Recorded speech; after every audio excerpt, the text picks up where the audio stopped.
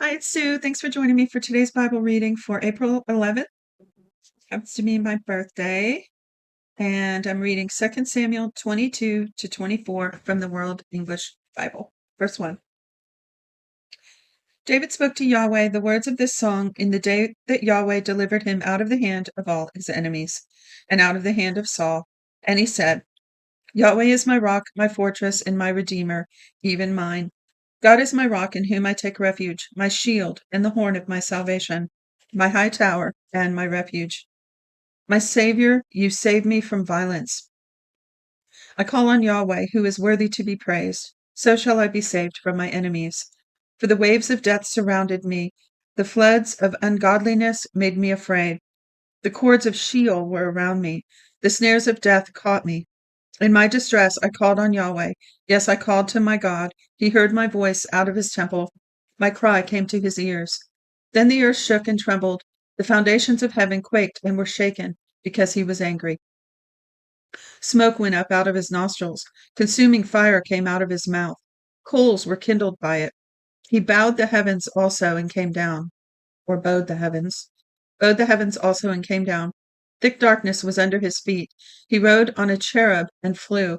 Yes, he was seen on the wings of the wind. He made darkness a shelter around himself, gathering of waters and thick clouds of the skies. Now, what was David seeing here? It sounds like he had a vision of God in his holy chariot. Very interesting what he's describing here. Definitely not something earthly, even though it has some earthly attributes. Very interesting. I want to read just that little part of the description again. The earth shook and trembled. The foundations of heaven quaked and were shaken because he was angry. Smoke went up out of his nostrils, consuming fire out of his mouth. Coals were kindled by it. He bowed the heavens also and came down. Thick darkness was under his feet. He rode on a cherub and flew. Yes, he was seen on the wings of the wind. He made darkness a shelter around himself, gathering of waters and thick clouds of the skies. At the brightness before him, coals of fire were kindled. Yahweh thundered from heaven. The Most High uttered his voice. He sent out arrows and scattered them, lightning and confused them. Then the channels of the sea appeared. The foundations of the world were laid bare by Yahweh's rebuke at the blast of the breath of his nostrils. He sent from on high and took me. He drew me out of many waters. He delivered me from my strong enemy, from those who hated me, for they were too mighty for me. They came on me in the day of my calamity, but Yahweh was my support. He also brought me out of a large place. He delivered me because he delighted in me. Yahweh rewarded me according to my righteousness. He rewarded me according to the cleanness of my hands. For I have kept Yahweh's ways and have not wickedly departed from my God. For all his ordinances were before me. As for his statutes, I did not depart from them. I was also perfect toward him. I kept myself from my iniquity. Therefore Yahweh has rewarded me according to my righteousness, according to my cleanness in his eyesight. With the merciful you will show yourself merciful. With the perfect man you will show yourself perfect. With the pure you will show yourself pure. With the crooked you will show yourself shrewd. You will save the afflicted people, but your eyes are on the haughty, that you might bring them down. For you are my lamp, Yahweh. Yahweh will light up my darkness. For by you I run against a troop. By my God I leap over a wall. As for God, his way is perfect. Yahweh's word is tested. He is a shield to those who take refuge in him. For who is God besides Yahweh? Who is a rock besides our God? God is my strong fortress. He makes my way perfect. He makes his feet like hinds' feet and sets me on high places. He teaches my hands to war so that my arms bend a bow of brass. You have also given me the shield of your salvation. Your gentleness has made me great. You have enlarged my steps under me. My feet have not slipped. I have pursued my enemies and destroyed them. I didn't turn again until they were consumed. I have consumed them and struck them through so that they can't arise. Yes, they have fallen under my feet. You have armed me with strength for the battle. You have subdued under me those who rose against me. You have also made my enemies turn their backs to me, that I might cut off those who hate me. They looked, but there was no one to save, even to Yahweh, but he didn't answer them. Then I beat them, as small as the dust of the earth. I crushed them as the mire of the streets and spread them abroad. You also have delivered me from the strivings of my people. You have kept me to be the head of the nations. A people whom I have not known will serve me. The foreigners will submit themselves to me. As soon as they hear of me, they will obey me. The foreigners will fade away and will come trembling out of their close places. Yahweh lives. Blessed be my rock. Exalted be God, the rock of my salvation, even the God who executes vengeance for me, who brings down people under me, who brings me away from my enemies. Yes, you lift me up above those who rise against me. You deliver me from the violent man. Therefore, I will give thanks to you, Yahweh, among the nations, and will sing praises to your name. He gives great deliverance to his king and shows loving kindness to his anointed, to David, and to his offspring forevermore.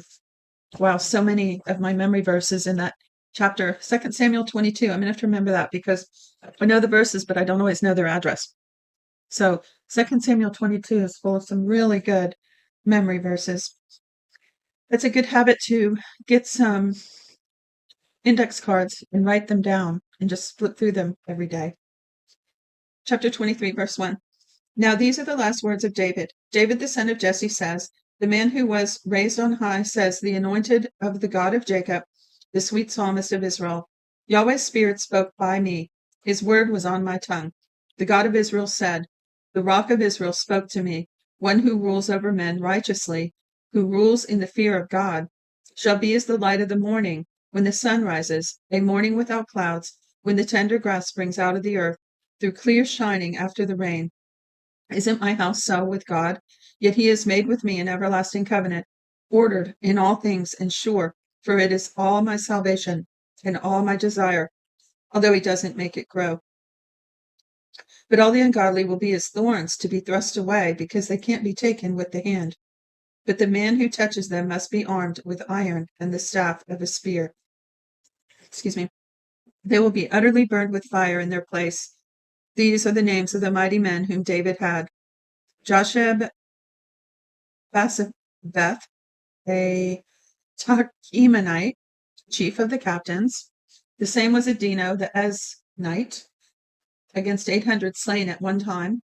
After him was Eleazar the son of Dodai, the son of an Ahoite, one of the three mighty men with David, when they defiled the Philistines, who were there gathered together to battle, and the men of Israel had gone away.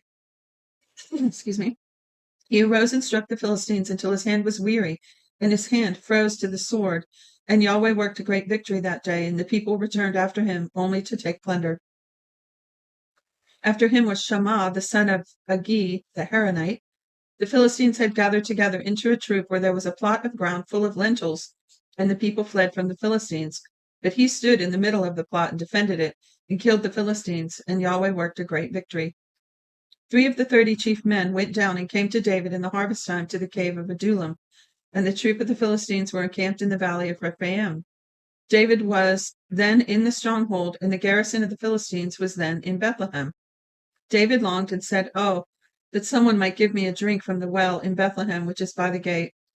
The 3 mighty men broke through the army of Philistines, drew water out of the well of Bethlehem that was by the gate, and took it and brought it to David.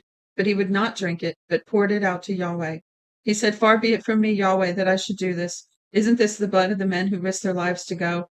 Therefore he would not drink it. If only we could have this kind of honor in our society today. He recognized what was sacred. Okay, where did I leave off? The 3 mighty men did these things. Abishai, the brother of Joab, the son of Zeruiah, was the chief of the 3. He lifted up his spear against 300 and killed them, and had a name among the 3. Wasn't he most honorable of the 3? Therefore he was made their captain. However, he wasn't included as one of the 3. Benaiah, the son of Jehoiada, the son of the valiant men of Kabzeel, who had done mighty deeds, killed the 2 sons of Ariel of Moab. He also went down and killed a lion in the middle of a pit in the time of snow. He killed a huge Egyptian, and the Egyptian had a spear in his hand, but he went down to him with the staff and plucked the spear out of the Egyptian's hand and killed him with his own spear. Benaiah the son of Jehoiada did these things and had a name among the 3 mighty men. He was more honorable than the 30, but he didn't attain to the 3. David set him over the guard. Asahel, the brother of Joab, was one of the 30. Elhanan, the son of Dodo of Bethlehem. Shema the Haradite. Alika the Haradite. Helez the Paltai.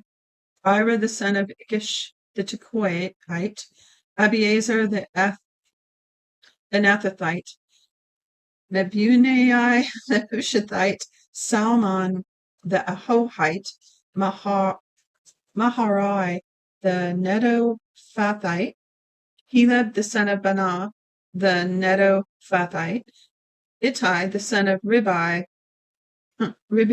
of Gibeah of the children of Benjamin, Benaiah a Pyrahonite, Hiddai of the brooks of Gosh, Abiaban the Arbathite, Asmapheth the Barhumite. I have to sound these out slowly, they're terrible. Eliabah the Shaalbonite, the sons of Jeshan, Jonathan, Shammah the Hararite, Abiam the son of Sharar the Ararite, Eliphet the son of Ahasbai, the son of Maacathite, Eliam the son of Ahithophel the Gilonite, Hezro the Carmelite, Pariah the Arbite, Egal the son of Nathan of Zobah, Beni the Gadite, Zelek the Ammonite, Naarari the B.Thite, armor bearers to Joab and the son of Zeruiah, Ira the Ithrite, Gareb the Ithrite, and Uriah the Hittite, 37 in all. Wow. All right, last chapter. And this is actually the last chapter of the whole book. Chapter 24, verse 1. Again, Yahweh's anger burned against Israel, and he moved David against them, saying, Go, count Israel and Judah. King said to Joab, the captain of the army who was with him, Now go back and forth through all the tribes of Israel, from Dan even to Beersheba, and count the people, that I may know the sum of the people. Joab said to the king, Now may Yahweh your God add to the people however many that he may, 100 times, and may the eyes of the Lord and the king see it. But why does my lord, the king, delight in this thing? Notwithstanding, the king's word prevailed against Joab and against the captains of the army. Joab and the captains of the army went out from the presence of the king to count the people of Israel. They passed over the Jordan and encamped in Aor on the right side of the city that is in the middle of the valley of Gad, and to Jazer. Then they came to Gilead and the land of Chatim, Hodshi, and they came to Dan Jaon and around to Sidon, and came to the stronghold of Tyre, that's up north, and all the cities of the Hivites, and the Canaanites, and they went out to the south of Judah, at Beersheba. So when they had gone back and forth throughout the land, they came to Jerusalem at the end of 9 months and 20 days. Joab gave up the sum of the counting of the people to the king, and they were in Israel 800,000 valiant men who drew the sword, and the men of Judah were 500,000 men. David's heart struck him after that he had counted the people. David said to Yahweh, I have sinned greatly in that I have done in that which I have done. But now, Yahweh, put away, I beg you, the iniquity of your servant, for I have done very foolishly. See, so what's the contradiction here that it says God told David to do it, but then Joab thought it was a sin, then later David thought it was a sin. So I'm not sure about this. I don't know if anybody understands this contradiction. Maybe so. It could be in the translation. I don't know. I haven't read any commentaries on it, but I'm not saying I tried that hard. So it says, But now, Yahweh, I pray, I beg you, the iniquity of your servant, for I have done foolishly. When David rose up in the morning, Yahweh's word came to the prophet Gad, David's seer, saying, Go and speak to David. Yahweh says, I offer you 3 things. Choose one of them that I may do it to you. So Gad came to David and told him and said, Shall 7 years of famine come to you in your land? Or will you flee 3 months before your foes while they pursue you? Or shall there be 3 days pestilence in your land? Now answer and consider what answer I shall return to him who sent me. David said to Gad, I am in distress. Let us all fall now into Yahweh's hand, for his mercies are great. Let me not fall into man's hand. So Yahweh sent a pestilence on Israel from the morning even to the appointed time, and 70,000 men died of the people of Dan, even to Beersheba. When the angel stretched out his hand toward Jerusalem to destroy it, Yahweh relented of the disaster and said to the angel who destroyed the people, It is enough. Now withdraw your hand. Yahweh's angel was by the threshing floor of Araunah the Jebusite. David spoke to Yahweh when he saw the angel who struck the people and said, Behold, I have sinned and I have done perversely, but these sheep, what have they done? Please let your hand be against me and against my father's house. Gad came up that day to David and said, Go up and build an altar to Yahweh on the threshing floor of Araunah the Jebusite. David went up according to the saying of Gad as Yahweh commanded, Araunah looked out and saw the king and his servants coming toward him. Araunah went out and bowed himself before the king with his face to the ground. Araunah said, "Why has my lord the king come to his servant?" David said, "To buy your threshing floor, to build an altar to Yahweh, that the plague may be stopped from afflicting the people." Araunah said to David, "Let my lord the king take and offer up what seems good to him. Behold, the cattle for the burnt offering, and the threshing instruments, and the yokes of oxen for the wood. All this, O king, does Araunah give to the king." Araunah said to the king, "May Yahweh your God accept you." The king said to Araunah, or Arana, I don't know, he said, "No, but I will most certainly buy it from you for a price. I will not offer burnt offerings to Yahweh my God, which cost me nothing." So David brought the threshing floor and the oxen for 50 shekels of silver. David built an altar to Yahweh there and offered burnt offerings and peace offerings. So Yahweh was entreated for the land, and the plague was removed from Israel. And that is how the book of 2 Samuel ends. Thanks for joining me today. God bless you, and I'll see you tomorrow with the book of 1 Kings.